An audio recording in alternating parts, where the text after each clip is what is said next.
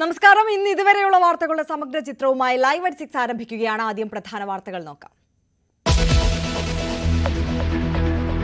കുട്ടമ്പുഴയിൽ ആന ചവിട്ടിക്കൊന്ന എൽദോസിന്റെ മൃതദേഹം സംസ്കരിച്ചു. സംസ്കാരം ചേലാട് കുറുമറ്റം പള്ളി സെമിത്തേരിയിൽ. കോതമംഗലം ഫോറസ്റ്റ് ഓഫീസിലേക്ക് ജനകീയ പ്രതിഷേധ മാർച്ച്.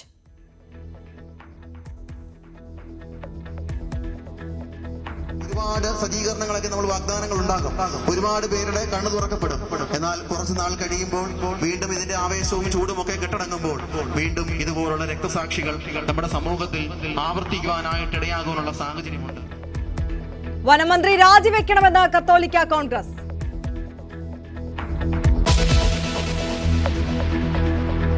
സംസ്ഥാനത്ത് വീണ്ടും പോലീസ് ആത്മഹത്യ. മരിച്ചത് രാമമംഗലം സ്റ്റേഷനിലെ ഡ്രൈവർ ബിജു. മൃതദേഹം കണ്ടെത്തിയത് വീടിനുള്ളിൽ. അരീക്കോട്ടെ കമാൻഡോയുടെ ആത്മഹത്യയിൽ പ്രതിഷേധം തുടരുന്നു. ക്യാമ്പിലേക്ക് youth Congress March. Kozhikode nursing വിദ്യാർത്ഥിയുടെ ആത്മഹത്യയിൽ ദുരൂഹത. മരിച്ചത് മെഡിക്കൽ കോളേജിലെ 2ാം വർഷ വിദ്യാർത്ഥിനി ലക്ഷ്മി രാധാകൃഷ്ണൻ.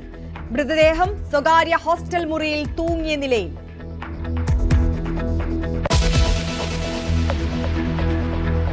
നടി ആക്രമിച്ച കേസിൽ 2 ഫോറൻസിക് വിദഗ്ധരെ വീണ്ടും വിസ്തരിക്കണമെന്ന പൾസർ സുനിയുടെ ആവശ്യം തള്ളി. സാക്ഷികളെ വീണ്ടും വിസ്തരിക്കേണ്ടത് അത്യാവശ്യമല്ലെന്ന് ഹൈക്കോടതി. നിർമ്മാതാക്കളുടെ സംഘടനയിൽ നിന്ന് സാന്ദ്ര തോമസിനെ പുറത്താക്കിയ നടപടിക്ക് സ്റ്റേ. അന്തിമ ഉത്തരവ് വരും വരെ സാന്ദ്ര തോമസിന് അംഗമായി തുടരാമെന്നും എറണാകുളം സബ് കോടതി.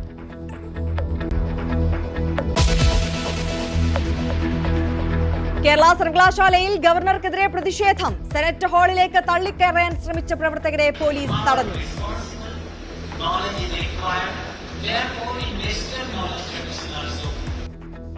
മാധ്യമങ്ങളോട് ദേഷ്യപ്പെട്ട ഗവർണർ.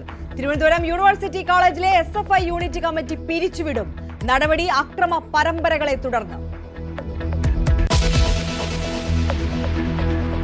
ശബരി റെയിൽ പദ്ധതി 2 ഘട്ടമായി നടപ്പാക്കുമെന്ന് മുഖ്യമന്ത്രി. കേന്ദ്ര സർക്കാരിനോട് അനുമതി തേടും. ആദ്യഘട്ടത്തിൽ അങ്കമാലി എരുമേലി നിലയ്ക്കൽ പാത പൂർത്തീകരിക്കും. നിർമ്മാണ ചെലവിന്റെ 50% തുക കിഫ്ബി വഹിക്കും.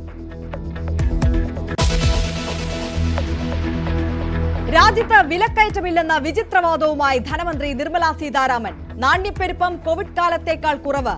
ബംഗ്ലാദേശിൽ വിഷയം ഉന്നയിക്കുന്ന പുതിയ ബാഗുമായി പ്രിയങ്ക ഗാന്ധി പാർലമെന്റിൽ. ഒരു രാജ്യം ഒരു തെരഞ്ഞെടുപ്പ് ബിൽ JPCക്ക് വിട്ട് ലോക്സഭ.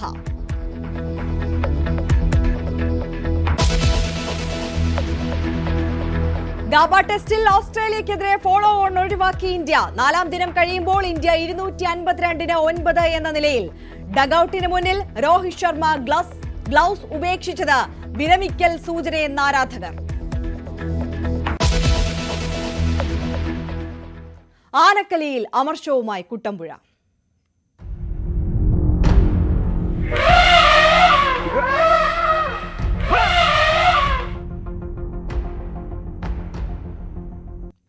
കാട്ടാന ആക്രമണത്തിൽ കൊല്ലപ്പെട്ട കുട്ടമ്പുഴ കണാച്ചേരി സ്വദേശി എൽദോസിന് നാടിന്റെ യാത്രാമൊഴി. പോസ്റ്റ്മോർട്ടത്തിന് ശേഷം കണാച്ചേരിയിലെ വീട്ടിലും ചേലോട് കുറുമറ്റം മർത്തോമ പള്ളിയിലും മൃതദേഹം പൊതുദർശനത്തിന് വെച്ചു. 100 കണക്കിന് ആളുകളാണ് മൃതദേഹത്തിൽ അന്ത്യാഞ്ജലി അർപ്പിച്ചത്. പിന്നീട് പള്ളി സെമിത്തേരിയിൽ വൈകിട്ട് 4:45 മൃതദേഹം സംസ്കരിച്ചു. ഹർത്താൽ ആചരിച്ച് പ്രതിഷേധിച്ച നാട്ടുകാർ ജനകീയ സമിതിയുടെ നേതൃത്വത്തിൽ കോതമംഗലത്തെ വനം വകുപ്പ് ഓഫീസിലേക്ക് പ്രതിഷേധ പ്രകടനം നടത്തി.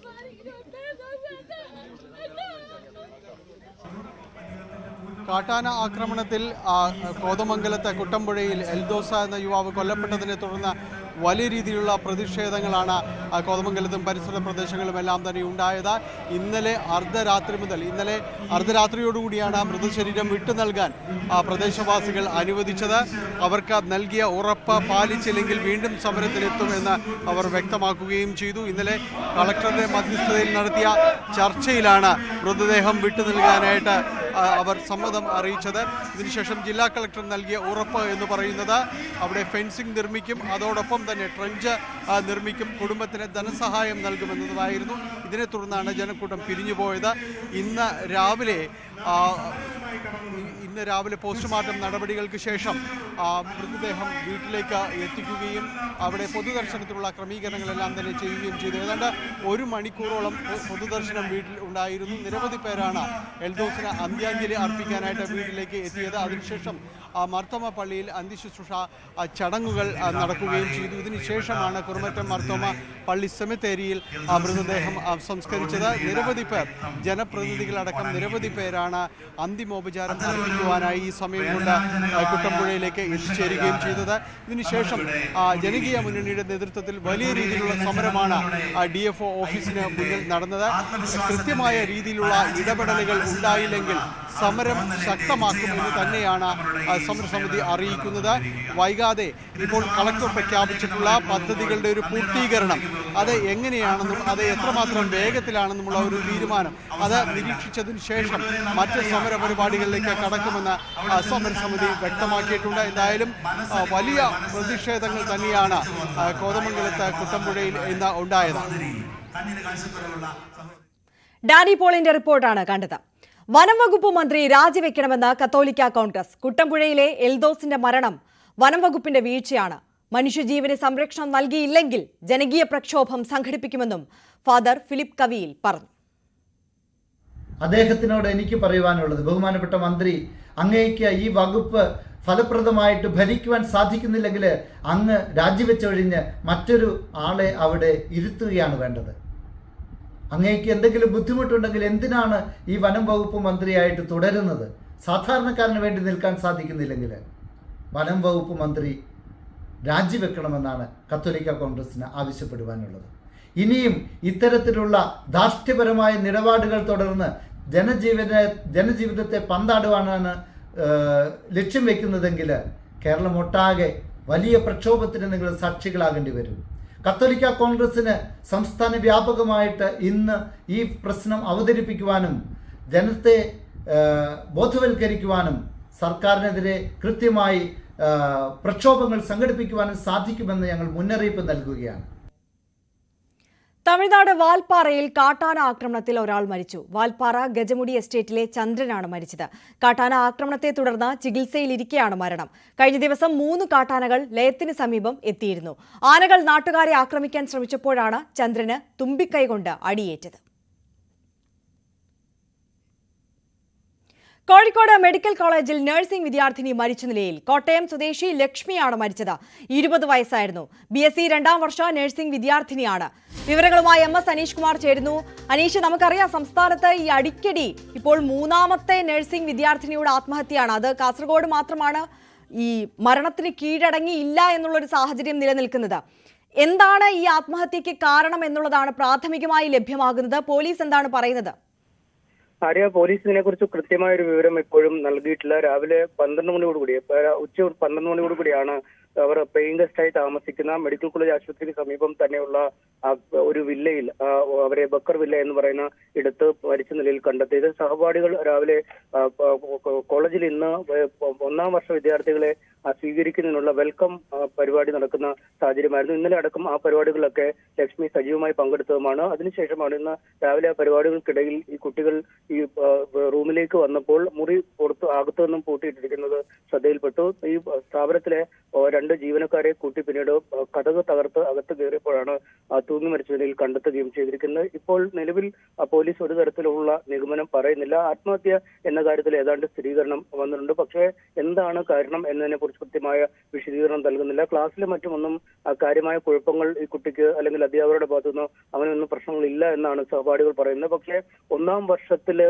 ചില പേപ്പറുകൾ 1ാം സെമസ്റ്റർ പരീക്ഷയിൽ ചില പേപ്പറുകൾ കുട്ടിക്ക് നഷ്ടപ്പെട്ടിരുന്നു. 1ാം സെമസ്റ്ററിലെ പരീക്ഷയ്ക്ക് തോറ്റിരുന്നു. അതിന്റെ ഒരു മാനസിക വിഷമമാണ് എന്ന സംശയം ഉയരുന്നുണ്ട്. കാരണം പഠിക്കാൻ അതിസമർത്ഥയായ വിദ്യാർത്ഥിനിയായിരുന്നു ലക്ഷ്മി എന്നാണ് പറയുന്നത്. കോഴിക്കോടും കോട്ടയം മെഡിക്കൽ കോളേജിലുമൊക്കെ അഡ്മിഷൻ ലഭിച്ചെങ്കിലും പഠന സൗകര്യം മികച്ചതെന്ന രീതിയിൽ കോഴിക്കോട് മെഡിക്കൽ കോളേജിൽ തെരഞ്ഞെടുക്കുകയായിരുന്നു എന്നാണ് സഹപാഠികൾ പറയുന്നത്. ഒരുപക്ഷെ അത്ര സമർത്ഥയായി പഠിച്ചിട്ടും 1ാം സെമസ്റ്റർ നഷ്ടപ്പെട്ടതിലെ ഒരു വിഷമമാണോ ഇത്തരം ഒരു കാര്യത്തിലേക്ക് നയിച്ചത് എന്നതിനെ കുറിച്ച് കൃത്യമായ ചിത്രമില്ല. എന്തായാലും ആത്മഹത്യാക്കുറിപ്പ് അടക്കം ലഭിച്ചതിനെ കുറിച്ചോ അല്ലെങ്കിൽ അത്തരമുണ്ടോ എന്നതിനെ കുറിച്ചൊന്നും പോലീസ് ഈ ഘട്ടത്തിൽ വിശദീകരിക്കുന്നില്ല. വിരലടയാള വിദഗ്ധരും മറ്റ് ഫോറൻസിക് ഉദ്യോഗസ്ഥരും ഒക്കെ പരിശോധന നടത്തുന്നുണ്ട്. അല്പസമയത്തിനകം ഇൻക്വസ്റ്റ് നടപടികൾ ആരംഭിക്കും. കോട്ടയം കിടങ്ങൂരാണ് ലക്ഷ്മിയുടെ സ്വദേശം. അവിടെ നിന്നും മാതാപിതാക്കൾ കോഴിക്കോട്ടേക്ക് പുറപ്പെട്ടിട്ടുണ്ട് എന്നാണ് മനസ്സിലാക്കാൻ കഴിയുന്നത്. അല്പസമയത്തിനകം ഒരുപക്ഷെ അവർ എത്തിയേക്കും. അതിനുശേഷം ഇൻക്വസ്റ്റ് നടപടികൾ പൂർത്തിയാക്കും. പിന്നീട് കോഴിക്കോട് മെഡിക്കൽ കോളേജിലെ മോർച്ചറിയിലേക്ക് മാറ്റുകയും നാളെ പോസ്റ്റ്മോർട്ടം നടപടികൾ പൂർത്തിയാക്കുകയുമാണ് ലക്ഷ്യം. എന്തായാലും വരും മണിക്കൂറുകളിൽ ഈ മരണകാരണത്തെ സംബന്ധിച്ച് അല്ലെങ്കിൽ എന്താണ് സാഹചര്യം, ആത്മഹത്യാക്കുറിപ്പോ മറ്റോ ലഭ്യമാണോ എന്നീ കാര്യങ്ങളിലൊക്കെ ഒരു വ്യക്തത നമുക്ക് കൈവരും. ആര്യ, തീർച്ചയായും MS അനീഷ് കുമാറാണ് വിശദാംശങ്ങൾ നൽകിയത്. ശബരി റെയിൽ പദ്ധതി 2 ഘട്ടമായി വിപുലീകൃതമായ രീതിയിൽ നടപ്പാക്കുമെന്ന് മുഖ്യമന്ത്രി പിണറായി വിജയൻ. ഇക്കാര്യത്തിൽ കേന്ദ്ര സർക്കാരിനോട് അനുമതി തേടും. ആദ്യഘട്ടത്തിൽ അങ്കമാലി എരുമേലി നിലയ്ക്കൽ പാത പൂർത്തീകരിക്കും. നിർമ്മാണ ചെലവിന്റെ 50% തുക കിഫ്ബി വഹിക്കാമെന്ന സർക്കാർ തീരുമാനം തുടരും. മുഖ്യമന്ത്രിയുടെ അധ്യക്ഷതയിൽ ചേർന്ന യോഗത്തിലാണ് തീരുമാനം. വിവരങ്ങളുമായി ഡാൻ കുര്യൻ ചേരുന്നു. ഡാൻ, എന്തായാലും ആദ്യഘട്ടത്തിൽ ഈ ഒറ്റവരി പാതയായി തന്നെ ഈ പദ്ധതി എത്രയും വേഗം നടപ്പാക്കാം എന്നുള്ളൊരു തീരുമാനത്തിലേക്ക് എത്തിയിരിക്കുന്നു മുഖ്യമന്ത്രിയുടെ അധ്യക്ഷതയിൽ ചേർന്ന യോഗം എന്നല്ലേ മനസ്സിലാക്കേണ്ടത്? നിലവിൽ ലഭ്യമാകുന്ന വിവരങ്ങൾ അനുസരിച്ച് അങ്കമാലി മുതൽ എരുമേലി വരെയുള്ള 110 കിലോമീറ്റർ ദൈർഘ്യമുള്ള ശബരി റെയിൽ ലൈനിന്റെ 1997-98 ബജറ്റിൽ നിർദ്ദേശിച്ച പദ്ധതി പ്രകാരമുള്ള ആദ്യഘട്ടമായിരിക്കും പൂർത്തിയാക്കുക. അതുമായി ബന്ധപ്പെട്ടിട്ടുള്ള ചർച്ചകളിലാണ് ഏകദേശ ധാരണയിലേക്ക് എത്തിക്കുന്നത്. ഏതാണ്ട് 3000 കോടിയിലധികം രൂപ ഇതിന് ചെലവായി വരുമെന്നാണ് പ്രതീക്ഷിക്കുന്നത്. അതിൽ 50% തുക സംസ്ഥാന സർക്കാരായിരിക്കും വഹിക്കുന്നത്. ഈ പണം കിഫ്ബിയിൽ നിന്ന് വകയിരുത്താനാണ് ഇന്നത്തെ യോഗത്തിലെടുത്തിരിക്കുന്ന തീരുമാനം. എന്തായാലും ഇതിന് അനുമതി നൽകണമെന്ന് ആവശ്യപ്പെട്ടുകൊണ്ട് കേന്ദ്ര സർക്കാരിനെ സമീപിക്കാൻ ഒരുങ്ങുകയാണ് സംസ്ഥാന സർക്കാർ. നമുക്കറിയാം, ആദ്യഘട്ടത്തിൽ അങ്കമാലി എരുമേലി നിലയ്ക്കൽ പാത പൂർത്തിയാക്കുന്നതുമായി ബന്ധപ്പെട്ട ചർച്ചകളാണ് നടക്കുന്നത്. ഇതുമായി ബന്ധപ്പെട്ട് ഞാൻ നേരത്തെ സൂചിപ്പിച്ച പോലെ 1997-98 ബജറ്റിൽ ഈ പദ്ധതി ഉൾപ്പെടുത്തിയപ്പോൾ മുതൽ ഇതുമായി ബന്ധപ്പെട്ട വിശദമായ ചർച്ചകൾ നടന്നിരുന്നു. ഏതാണ്ട് 8 കിലോമീറ്ററോളം സ്ഥലം ഇതിനുവേണ്ടി ഏറ്റെടുക്കുന്ന സാഹചര്യവും ഉണ്ടായിരുന്നു. പക്ഷെ പിന്നീട് വിവിധ പ്രതിഷേധങ്ങളും മറ്റ് എതിർപ്പുകളും ഒക്കെ ഉണ്ടായ പശ്ചാത്തലത്തിലാണ് ആ ചർച്ചകളൊക്കെ വഴിമുട്ടുന്ന ഒരു സാഹചര്യം ഉണ്ടായത്. പക്ഷെ ഇപ്പോൾ അതിന് വീണ്ടും ജീവൻ വെച്ചിരിക്കുന്ന ഒരു സാഹചര്യം. അങ്ങനെയാണെങ്കിൽ കേന്ദ്ര സർക്കാരിന്റെ ഭാഗത്തു നിന്നുകൂടി ഒരു പച്ചക്കൊടി വീശുന്ന സാഹചര്യം ഉണ്ടായാൽ അടിയന്തരമായി ശബരി റെയിൽ പദ്ധതി 2 ഘട്ടങ്ങളായി വിപുലമായ രീതിയിൽ നടപ്പിലാക്കുന്നതിന് വേണ്ടിയിട്ടുള്ള സർക്കാരിന്റെ നീക്കങ്ങളാണ് ഇപ്പോൾ പുരോഗമിച്ചുകൊണ്ടിരിക്കുന്നത്. ശരി, ഡാൻ കുര്യനാണ് വിശദാംശങ്ങൾ നൽകിയത്. ഒരു രാജ്യം ഒരു തെരഞ്ഞെടുപ്പ്.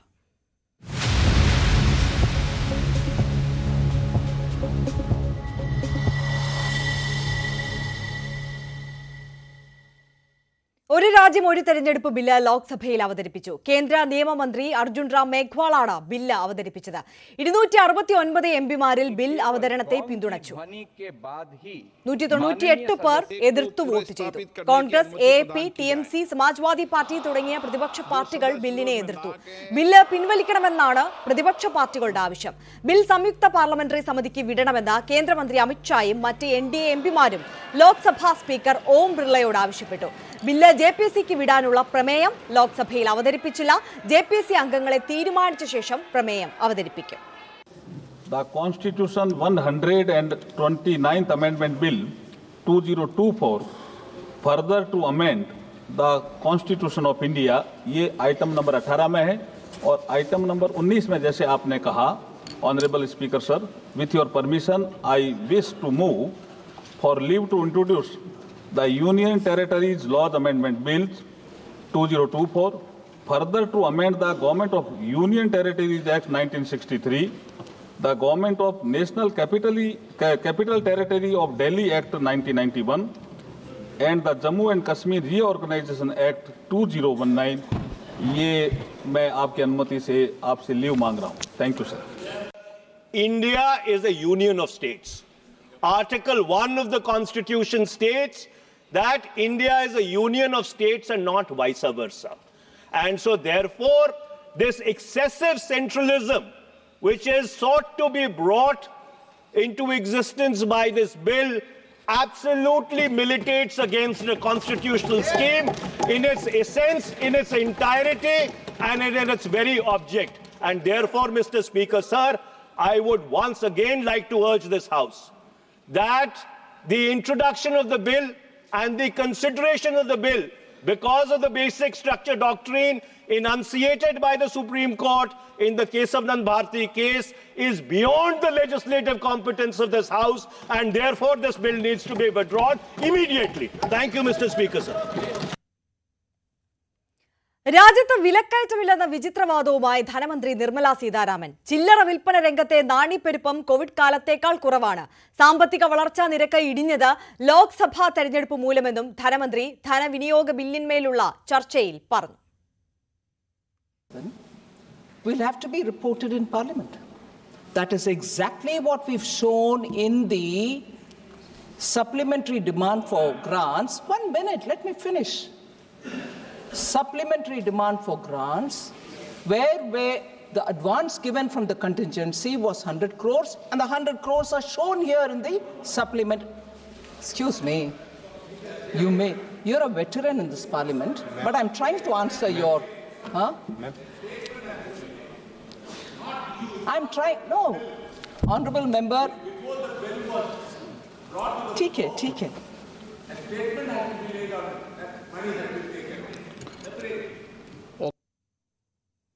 ബംഗ്ലാദേശിലെ ന്യൂനപക്ഷങ്ങളുടെ ദുരവസ്ഥ വ്യക്തമാക്കുന്ന ബാഗുമായി കോൺഗ്രസ് നേതാവ് പ്രിയങ്ക ഗാന്ധി പാർലമെന്റിലെത്തി. ഹിന്ദുക്കളുടെയും ക്രൈസ്തവരുടെയും സുരക്ഷ ഉറപ്പാക്കാൻ നയതന്ത്ര തലത്തിൽ ഇടപെടണമെന്ന് കേന്ദ്ര സർക്കാരിനോട് ആവശ്യപ്പെട്ടു. പ്രതിഷേധത്തിൽ മറ്റ് പ്രതിപക്ഷ എംപിമാരും അണിചേർന്നു. കഴിഞ്ഞ ദിവസം പലസ്തീൻ ഹാൻഡ് ബാഗുമായാണ് പ്രിയങ്ക ഗാന്ധി എത്തിയത്. കേരള സർവകലാശാല ആസ്ഥാനത്ത് ഗവർണർ ആരിഫ് മുഹമ്മദ് ഖാനെതിരെ SFIയുടെ പ്രതിഷേധം. കനത്ത പോലീസ് കാവൽ മറികടന്ന് ഗവർണർ പ്രസംഗിച്ച സെനറ്റ് ഹാളിന്റെ മുന്നിൽ വരെ കടന്നുകയറി SFIക്കാർ മുദ്രാവാക്യം വിളിച്ചു. സംസ്കൃത വിഭാഗത്തിന്റെ അന്താരാഷ്ട്ര സെമിനാർ ഉദ്ഘാടനം ചെയ്യാൻ ഗവർണർ എത്തിയപ്പോഴായിരുന്നു സർവകലാശാല ആസ്ഥാനത്തേക്ക് SFI പ്രവർത്തകർ തള്ളിക്കയറിയത്. 2.5 വർഷത്തിന് ശേഷമാണ് സർവകലാശാല ചാൻസലർ കൂടിയായ ഗവർണർ ആരിഫ് മുഹമ്മദ് ഖാൻ കേരള സർവകലാശാല ആസ്ഥാനത്തെത്തിയത്. ഗവർണർക്കെതിരെ പ്രതിഷേധമുണ്ടാകുമെന്ന് SFI നേരത്തെ വ്യക്തമാക്കിയിരുന്നു. ഇതേ തുടർന്ന് രാവിലെ മുതൽ സർവകലാശാല ആസ്ഥാനത്ത് കനത്ത പോലീസ് കാവൽ ഏർപ്പെടുത്തി. 11:30 ഗവർണർ യൂണിവേഴ്സിറ്റി ആസ്ഥാനത്തേക്ക്.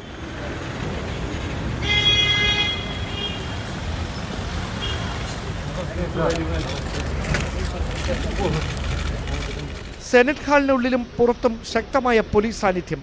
ഹാളിനുള്ളിൽ SFIക്കാരുണ്ടെന്ന നിഗമനത്തിൽ ഹാളിന്റെ വാതിലുകളും ജനലുകളും പോലീസ് അടച്ചുപൂട്ടി.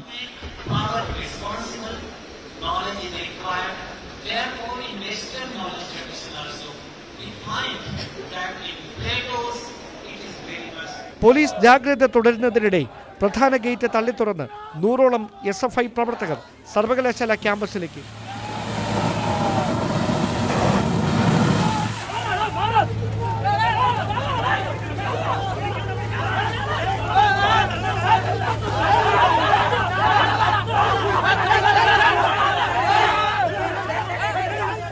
പ്രതിഷേധം അവസാനിപ്പിച്ച SFI മടങ്ങി. പിന്നാലെ പുറത്തിറങ്ങിയ ഗവർണർ സുരക്ഷാ വീഴ്ചയിൽ കടുത്ത അതൃപ്തി പരസ്യമാക്കി.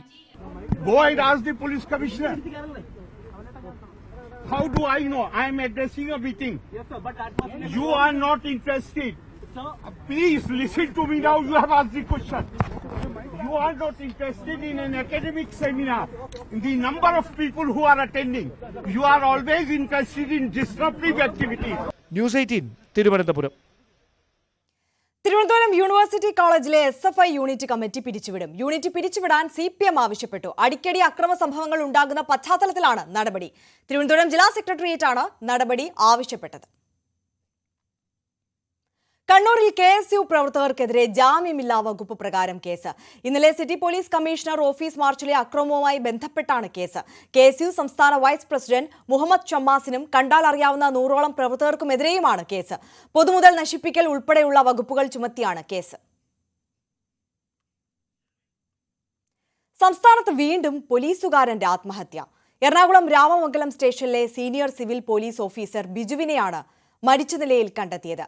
മരണത്തിൽ അസ്വാഭാവികതകൾ ഇല്ലെന്നും വ്യക്തിപരമായ പ്രശ്നങ്ങളാണ് ബിജുവിനെ ആത്മഹത്യയിലേക്ക് നയിച്ചതുമെന്നുമാണ് പോലീസ് നൽകുന്ന വിവരം. ജോലി സമ്മർദ്ദവും തൊഴിൽ ചൂഷണവും കാരണം ആത്മഹത്യ ചെയ്യുന്ന പോലീസുകാരുടെ എണ്ണം സംസ്ഥാനത്ത് വർദ്ധിക്കുകയാണ്. കഴിഞ്ഞ ദിവസം മലപ്പുറം SOG ക്യാമ്പിലെ കമാൻഡോ വിനീത് സ്വയം നിറയൊഴിച്ച് ജീവനൊടുക്കിയ സംഭവത്തിൽ പ്രതിഷേധം തുടരുന്നതിനിടെയാണ് വീണ്ടും ആത്മഹത്യ. പിറവം മാമംഗലം പോലീസ് സ്റ്റേഷനിലെ സീനിയർ സിവിൽ പോലീസ് ഓഫീസർ ബിജുവിനെയാണ് ആത്മഹത്യ ചെയ്ത നിലയിൽ കണ്ടെത്തിയത്. രാമമംഗലം സ്വദേശിയായ ബിജുവിനെ രാവിലെ കാണാത്തതിനെ തുടർന്ന് അയൽവാസികൾ വീട്ടിൽ അന്വേഷിച്ചെത്തി. അപ്പോഴാണ് തൂങ്ങി മരിച്ച നിലയിൽ കണ്ടെത്തിയത്. ഉടൻ നാട്ടുകാർ വിവരം അറിയിച്ചതിനെ തുടർന്ന് പോലീസ് സ്ഥലത്തെത്തുകയായിരുന്നു. പിന്നീട് മൃതദേഹം പിറവം താലൂക്ക് ആശുപത്രിയിലേക്ക് മാറ്റി. ആത്മഹത്യ എന്നാണ് പ്രാഥമിക നിഗമനം. ആത്മഹത്യാക്കുറിപ്പൊന്നും വീട്ടിൽ നിന്നും കണ്ടെത്താൻ കഴിഞ്ഞിട്ടില്ല. മരണത്തിൽ അസ്വാഭാവികതകളില്ലെന്നും വ്യക്തിപരമായ പ്രശ്നങ്ങളാണ് ബിജുവിനെ ആത്മഹത്യയിലേക്ക് നയിച്ചതെന്നുമാണ് സൂചന. ജോലി സംബന്ധമായ എന്തെങ്കിലും പ്രശ്നങ്ങൾ അലട്ടിയിരുന്നോ എന്നും പരിശോധിക്കുന്നുണ്ട്. മരിച്ച ബിജുവിൻ്റെ ഭാര്യ വിദേശത്താണ്. 2 മക്കളുണ്ട്. News 18 Kochi. Areekode SOG commando വിനീതിന്റെ ആത്മഹത്യയിൽ പ്രതിഷേധം തുടരുന്നു. അരീക്കോട് ക്യാമ്പിലേക്ക് യൂത്ത് കോൺഗ്രസ് മാർച്ച് നടത്തി. വിനീതിന്റെ ആത്മഹത്യയിൽ കൊണ്ടോട്ടി ഡിവൈഎസ്പി അന്വേഷണം ആരംഭിച്ചു.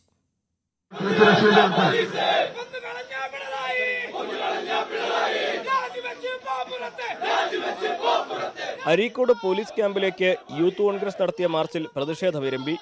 പോലീസ് ബാരിക്കേഡ് മറികടന്ന് ഉള്ളിൽ പ്രവേശിക്കാൻ ശ്രമിച്ച യൂത്ത് കോൺഗ്രസ് പ്രവർത്തകരും പോലീസുകാരുമായി ഉന്തും തള്ളുമുണ്ടായി. പ്രവർത്തകരെ പോലീസ് ബലം പ്രയോഗിച്ച് അറസ്റ്റ് ചെയ്തു നീക്കി.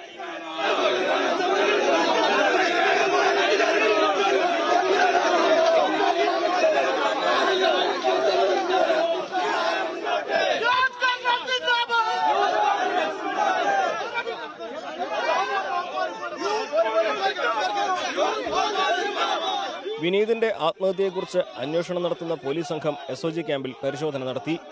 അന്വേഷണ ഉദ്യോഗസ്ഥൻ കൊണ്ടോടി ഡിവൈഎസ്പി സേതു നേതൃത്വത്തിലുള്ള സംഘമാണ് പരിശോധന നടത്തിയത്. ഫോറൻസിക് സർജൻ ഡോക്ടർ ഹിതേഷ് ശങ്കറും സ്ഥലത്ത് പരിശോധന നടത്തി. അതേസമയം അരീക്കോട് SOG ക്യാമ്പിലെ റിഫ്രഷർ കോഴ്സ് താൽക്കാലികമായി നിർത്തിവെച്ചു. കഴിഞ്ഞ ദിവസം മുതലായിരുന്നു 2ാമത്തെ കോഴ്സ് ആരംഭിക്കാനിരുന്നത്. റിഫ്രഷർ കോഴ്സിൽ പരാജയപ്പെട്ടതിലുണ്ടായ മനോവിഷമമായിരുന്നു കമാൻഡോ വിനീതിന്റെ ആത്മഹത്യയിലേക്ക് നയിച്ചത്. ആദ്യവട്ടം പരാജയപ്പെട്ട സാഹചര്യത്തിൽ 30 ദിവസം നീണ്ടു നിൽക്കുന്ന കോഴ്സിൽ വിനീത് ഉൾപ്പെടെയുള്ളവർ നിർബന്ധമായും പങ്കെടുക്കണമെന്നായിരുന്നു നിർദ്ദേശം. ഇതും ഗർഭിണിയായ ഭാര്യയെ പരിചരിക്കാൻ അവധി ലഭിക്കാത്തതിന് നിരാശയും വിനീതിനെ ആത്മഹത്യയിലേക്ക് നയിച്ചുവെന്നാണ് വിലയിരുത്തൽ. ന്യൂസ് 18 മലപ്പുറം. ഓം പ്രകാശ് എയർപോർട്ട് സാജൻ ഏറ്റുമുട്ടലിന്റെ തുടർച്ചയായി തലസ്ഥാനത്ത് കൂടുതൽ സംഘർഷങ്ങൾ ഉണ്ടാകുമെന്ന് പോലീസ് റിപ്പോർട്ട്. ഡാൻസ് ബാറിലെ DJ പാർട്ടി നടത്തിപ്പ് സാജന്റെ മകൻ ഡാനിയെ ഏൽപ്പിച്ചതിലും ഓം പ്രകാശിന്റെ സംഘത്തിന് എതിർപ്പുണ്ട്. ഇന്നലെ അറസ്റ്റിലായ ഓം പ്രകാശ് പോലീസ് കസ്റ്റഡിയിൽ തുടരുകയാണ്. ഒരിടവേളയ്ക്ക് ശേഷം തലസ്ഥാന നഗരം വീണ്ടും ഗുണ്ടാഭീതിയിലാവുകയാണ്. ഡാൻസ് ബാറിലെ ഏറ്റുമുട്ടലിന്റെ തുടർച്ച വൈകാതെ ഉണ്ടായേക്കാമെന്നാണ് പോലീസ് റിപ്പോർട്ട്. ഓംപ്രകാശിന് മർദ്ദനമേറ്റ രാത്രിയിൽ തന്നെ എയർപോർട്ട് സാജന്റെ വീട്ടിലും ഓംപ്രകാശിന്റെ സംഘാംഗങ്ങൾ എത്തിയിരുന്നു. വർഷങ്ങളോളം ഒരുമിച്ചുണ്ടായിരുന്ന പ്രകാശും സാജനും ഏതാനും വർഷം മുമ്പാണ് തെറ്റിപ്പിരിഞ്ഞത്. ഡാൻസ് ബാറിലെ DJ പാർട്ടി നടത്തിപ്പ് ബാറുടമ സാജന്റെ മകൻ ഡാനിക്ക് കൈമാറി. ഓംപ്രകാശിന്റെ അടുത്ത സുഹൃത്തായ നിതിനും ഇതിൽ താൽപര്യമുണ്ടായിരുന്നു. അത് ലഭിക്കാത്തതാണ് ബാറിലെ സംഘർഷത്തിലേക്ക് നയിച്ചത്. ഡാനിയുടെ DJയെപ്പറ്റി ഓംപ്രകാശിനും നിതിനും ഒപ്പമുള്ളവർ മോശമായി സംസാരിച്ചതായിരുന്നു സംഘർഷങ്ങളുടെ തുടക്കം. പിന്നീടത് കയ്യേറ്റത്തിലെത്തി. ഡാനിക്ക് മർദ്ദനമേറ്റ വിവരമറിഞ്ഞ് എയർപോർട്ട് സാജനും കൂടുതൽ പേരും സംഘടിച്ചെത്തിയതോടെയാണ് കൂട്ടയടിയായത്. നഗരത്തിന്റെ മറ്റു ഭാഗങ്ങളിലും ഇരുവരുടെയും സംഘാംഗങ്ങൾ അക്രമത്തിന് തയ്യാറെടുക്കുന്നതായി പോലീസ് പറയുന്നു. ന്യൂസ് 18 തിരുവനന്തപുരം. ചലച്ചിത്ര നിർമ്മാതാക്കളുടെ സംഘടനയിൽ നിന്ന് സാന്ദ്ര തോമസിനെ പുറത്താക്കിയ നടപടിക്ക് സ്റ്റേ. അംഗത്വം റദ്ദാക്കിയ നടപടി എറണാകുളം സബ് കോടതി സ്റ്റേ ചെയ്തു. അന്തിമ ഉത്തരവ് വരും വരെ സാന്ദ്ര തോമസിന് അംഗമായി തുടരാം.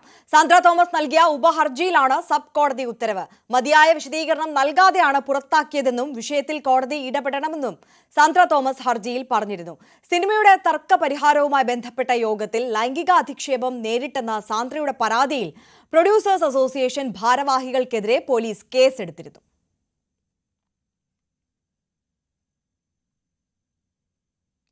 നടിയെ ആക്രമിച്ച കേസിൽ 2 ഫോറൻസിക് വിദഗ്ധരെ വീണ്ടും വിസ്തരിക്കണമെന്ന ആവശ്യം തള്ളി. കേസിലെ 1-ാം പ്രതി പൾസർ സുനി നൽകിയ അപേക്ഷയാണ് ഹൈക്കോടതി തള്ളിയത്. വീണ്ടും വിസ്താരം നടത്തുന്നത് കേസിന്റെ വിചാരണ വൈകാൻ ഇടയാക്കും. സാക്ഷികളെ വീണ്ടും വിസ്തരിക്കേണ്ടത് അനിവാര്യമായ നടപടിയല്ലെന്നും ഹൈക്കോടതി വ്യക്തമാക്കി. പത്തനംതിട്ട റാന്നി അമ്പാടി വധക്കേസിൽ പ്രതികളുമായി തെളിവെടുപ്പ് നടത്തി പോലീസ്. അമ്പാടിയെ വാഹനമിടിപ്പിച്ച് കൊലപ്പെടുത്തിയ റാന്നി മന്ദമരുതിയിൽ എത്തിച്ചായിരുന്നു തെളിവെടുപ്പ്. പ്രതികളെ ഇന്ന് കോടതിയിൽ ഹാജരാക്കും. കേസിലെ 4 പ്രതികളിൽ ആദ്യ 3 പ്രതികളായ അരവിന്ദ്, അജോ, ശ്രീകുട്ടൻ എന്നിവരെയാണ് തെളിവെടുപ്പിനായി മന്ദമരുതിയിൽ എത്തിച്ചത്. അമ്പാടിയെ ഇടിച്ചു വീഴ്ത്തി വാഹനം ശരീരത്തിലൂടെ കയറ്റിയിറക്കിയത് പ്രതികൾ പോലീസിനോട് വിവരിച്ചു. പ്ലാച്ചേരി ഭാഗത്തു നിന്നാണ് എത്തിയതെന്നും പ്രതികൾ പോലീസിനോട് പറഞ്ഞു.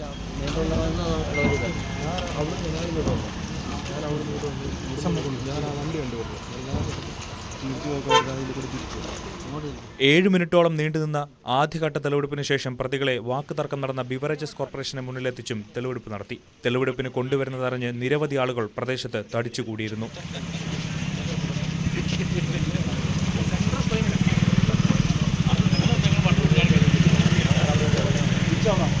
പ്രതികൾ തമ്മിൽ മുൻവൈരാഗ്യമില്ലെന്നും വാക്കുതർക്കമാണ് കൊലപാതകത്തിന് കാരണമെന്നുമാണ് പോലീസ് പറയുന്നത്. കൊല്ലണമെന്ന ലക്ഷ്യത്തോടെയാണ് പ്രതികൾ അമ്പാടിയെ വാഹനം ഇടിപ്പിച്ചതെന്ന് പോലീസ് വ്യക്തമാക്കി. ഗുണ്ടാ ലിസ്റ്റിൽ ഉൾപ്പെട്ട ആളാണ് മുഖ്യപ്രതി അരവിന്ദ്. ന്യൂസ് 18 പത്തനംതിട്ട. പത്തനംതിട്ട കോന്നി വകയാറിൽ യുവാവിന്റെ ജീവനെടുത്ത അപകടത്തിന്റെ CCTV ദൃശ്യം പുറത്ത്. ബൈക്ക് റോഡിൽ നിന്ന് തെന്നിമാറി കൈവരിയിൽ ഇടിച്ചാണ് അപകടമുണ്ടായത്. ഇന്നലെ വൈകിട്ടുണ്ടായ അപകടത്തിലാണ് തിരുവനന്തപുരം സ്വദേശി കിരൺ മരിച്ചത്.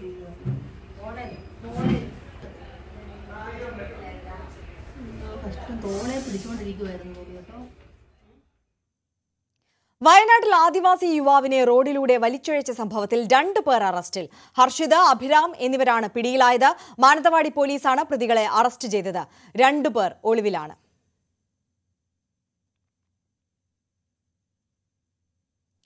തിരുവനന്തപുരത്തെ സ്വകാര്യ ആശുപത്രിയിൽ നിന്നുള്ള മെഡിക്കൽ വേസ്റ്റും പ്ലാസ്റ്റിക് മാലിന്യങ്ങളും തമിഴ്നാട് തിരുനെൽവേലിയിൽ വലിച്ചെറിഞ്ഞ നിലയിൽ. RCCയിലെ ക്യാൻസർ രോഗികളുടെ മെഡിക്കൽ വിവരങ്ങളും കൂട്ടത്തിലുണ്ട്. വിവിധ ആശുപത്രികളിൽ നിന്ന് മാലിന്യങ്ങൾ ശേഖരിച്ച് തിരുനെൽവേലിയിൽ കൊണ്ടുതള്ളി എന്നാണ് കരുതുന്നത്. തിരുവനന്തപുരം RCCയിൽ ചികിത്സയിലുള്ള ക്യാൻസർ രോഗികളുടെ ചികിത്സാ വിവരങ്ങളാണ് തമിഴ്നാട് തിരുനെൽവേലിയിൽ ഉപേക്ഷിക്കപ്പെട്ട നിലയിൽ കണ്ടെത്തിയത്. കീമോതെറാപ്പിക്കുള്ള സെൻട്രൽ വീനസ് കത്തീറ്റർ ശരീരത്തിൽ ഇടുന്നതിനുള്ള സമ്മതപത്രം ഒപ്പിട്ട് നൽകിയതുൾപ്പെടെ ഉപേക്ഷിക്കപ്പെട്ട രേഖകളുടെ കൂട്ടത്തിലുണ്ട്. കഴിഞ്ഞ മാസം 18-ന് ഒപ്പിട്ട് നൽകിയ സമ്മതപത്രവും വലിച്ചെറിയപ്പെട്ടിട്ടുണ്ട്. ഈ രേഖകൾ ഡിജിറ്റലാക്കി മാറ്റിയിരുന്നോ എന്ന കാര്യം വ്യക്തമല്ല. രോഗികൾക്ക് നൽകുന്ന ചികിത്സ, ഭക്ഷണക്രമം, രോഗികളുടെ വിലാസം, പേര് എന്നിവയെല്ലാം കണ്ടെത്തി. തിരുവനന്തപുരത്തെ സ്വകാര്യ ആശുപത്രിയിൽ നിന്നുള്ള മെഡിക്കൽ വേസ്റ്റും വൻതോതിൽ നിക്ഷേപിച്ചിട്ടുണ്ട്. സംഭവത്തിൽ തമിഴ്നാട് പോലീസ് അന്വേഷണം ആരംഭിച്ചു. കേരളത്തിലെ സ്വകാര്യ ആശുപത്രികളിൽ നിന്നുള്ള ആശുപത്രി മാലിന്യം നേരത്തെ തിരുനെൽവേലിയിൽ പിടികൂടിയിരുന്നു. 4 ലോഡ് മാലിന്യമാണ് പിടികൂടിയത്. സർക്കാർ ആശുപത്രികളിലെ മാലിന്യം ഇമേജ് എന്ന സ്ഥാപനത്തിനാണ് കൈമാറുന്നത്. എന്നാൽ മറ്റു ചില ഏജൻസികളും മാലിന്യം സ്വീകരിക്കുന്നതായി വിവരങ്ങൾ പുറത്തുവന്നിരുന്നു. V Vinod, news 18 Thiruvananthapuram. അമേരിക്കയിലെ സ്കൂളിലുണ്ടായ വെടിവയ്പിൽ അധ്യാപികയും വെടിയുതിർത്ത വിദ്യാർത്ഥിനിയും മരിച്ചു. വിസ്കോൺസിനിലെ മാഡിസണിലുള്ള സ്കൂളിലാണ് വെടിവെപ്പ് നടന്നത്. 6 പേർക്ക് പരിക്കേറ്റു. 15 വയസ്സുള്ള വിദ്യാർത്ഥിനിയാണ് വെടിവെച്ചതെന്ന് പോലീസ് പറഞ്ഞു. പരിക്കേറ്റ 2 പേരുടെ നില അതീവ ഗുരുതരമാണ്. 400ഓളം കുട്ടികൾ പഠിക്കുന്ന അബൻഡൻ ലൈഫ് ക്രിസ്ത്യൻ സ്കൂളിലാണ് സംഭവം. ആക്രമണത്തിന്റെ കാരണം വ്യക്തമല്ല. സ്കൂളിലെത്തിയ വിദ്യാർത്ഥിനി മണിക്കൂറുകൾ കഴിഞ്ഞാണ് തോക്ക് പുറത്തെടുത്തത്. തോക്ക് എവിടെ നിന്ന് ലഭിച്ചെന്നത് വ്യക്തമല്ല. പെൺകുട്ടിയുടെ കുടുംബം അന്വേഷണത്തോട് സഹകരിക്കുന്നതായി പോലീസ് പറഞ്ഞു.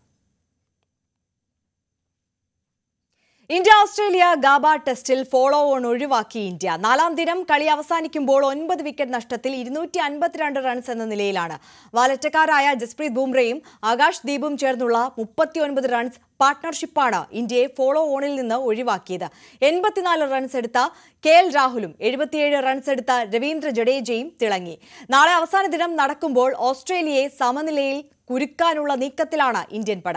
അതേസമയം ഔട്ടായതിനു പിന്നാലെ ക്രീസ് വിട്ട രോഹിത് ശർമ്മ ഡഗൌട്ടിന് മുന്നിൽ ഗ്ലൗസ് ഉപേക്ഷിച്ചത് വിരമിക്കൽ സൂചനയെന്ന അഭ്യൂഹം ശക്തമാക്കി. ശരണമന്ത്രമുഖരിതം സന്നിധാനം.